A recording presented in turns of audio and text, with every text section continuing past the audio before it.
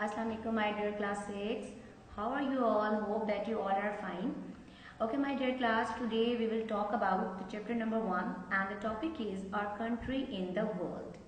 As my dear students, you know that when you open the chapter, you can see some maps. So let me tell you what is a map, because the concept of map should be cleared at the first.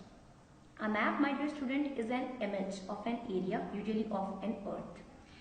Yes, you know when you know about the earth, you can see the map and that map will help you to explain the earth. Map will also help you to find the location of any place.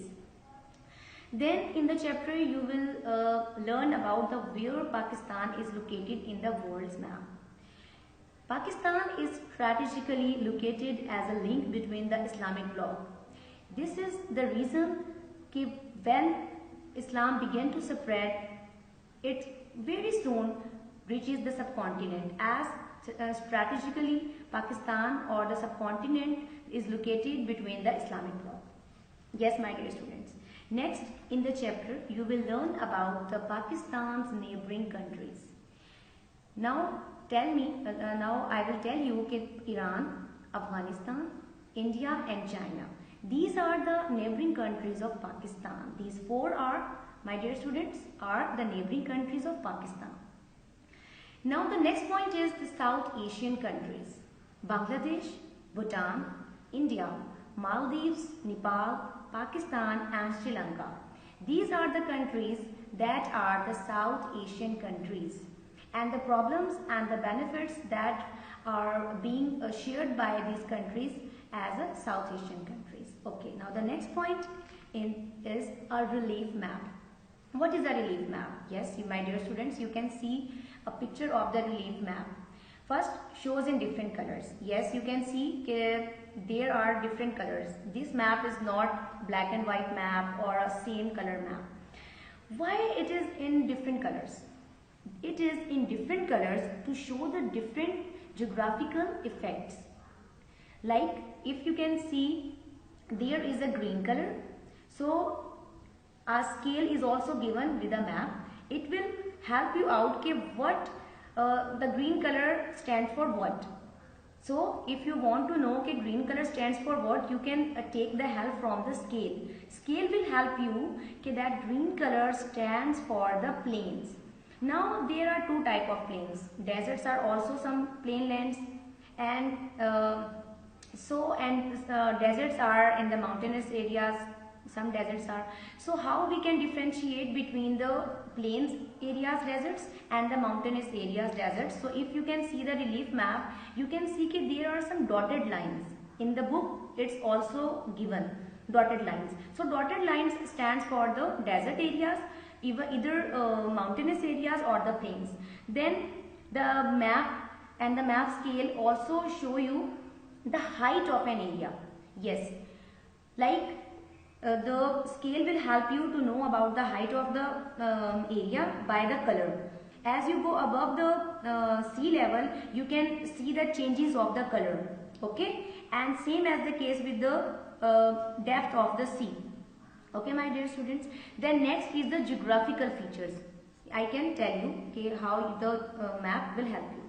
Then the geographical terms. In the chapter there are many geographical terms like mountains. Yes, my dear students, mountains are very common word, and you can see the mountainous areas in the northern areas of Pakistan. Very easy word and very easy term.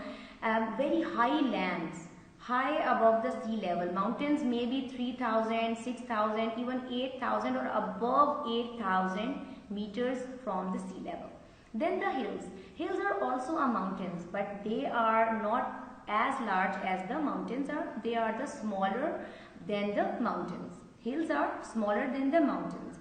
Then the plateau. Plateau you can see here in the picture. Plateau is a high flat land. These are also high above the sea level. But the difference between the mountains and plateau is that they are high flat land. They are flat lands. Okay. Then the next is plains, deserts and lakes. You can see plain areas. They are on the sea level or a little bit above the sea level. Punjab, in Punjab you are living as in Jhang, so Jhang is also a plain land, okay. So best example is of your on land. Then the desert. Deserts are, you can see here in the picture, no plantation, or if there is plantation in desert, only tough plants can be grown there, okay. Then the lakes. Lakes are very beautiful feature made by the god. Lakes, you can see here a picture of a lake, okay. Then the next point is estuary. Estuary is, my dear student, a point where you can see a river enters the sea. When the river enters the sea, it converts its direction. Sorry, its convert is this is where important rivers widen. Yes, when the river change into estuary, it becomes widen as they enter the sea. Estuaries can make good harbors for ship. Then the delta. Yes, you can see here the picture of a delta. Sometimes when a river enters the sea, it breaks into many small rivers or channels in a V shape. The land here can be very fertile because of the mud brought down by the river, but it is also very liable of flooding. Then the river, you can see here the picture of a river. River are flowing waters. I think now you can get the better understanding of the chapter. Goodbye. Have a nice day.